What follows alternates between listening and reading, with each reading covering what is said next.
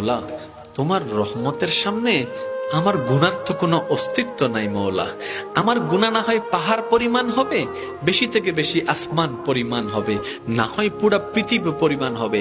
তোমার রহমত তো অগণিত, তোমার রহমত তো অসীম, তোমার রহমত তো আনলিমিটেড।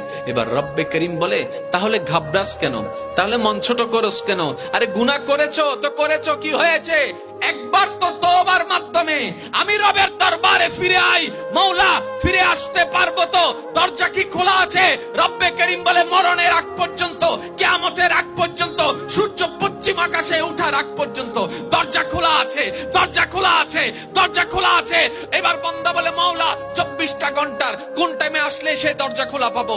রব্বে করিম বলে, আরে ব্যাংকের দরজা খোলা থাকে নির্দিষ্ট সময়ে, অফিস আদালতের দরজা খোলা থাকে নির্দিষ্ট সময়ে, এমনকি ঘরের দরজাও খোলা থাকে নির্দিষ্ট সময়ে, এর বাইরে যাই না। কিন্তু তোর রবের দরবার এমন একটা দরবার, 24টা ঘন্টার যেই কোনো মুহূর্তে তুই আসবি, তোর রবের দরবার তোর জন্য খোলা থাকবে। সুবহানাল্লাহ।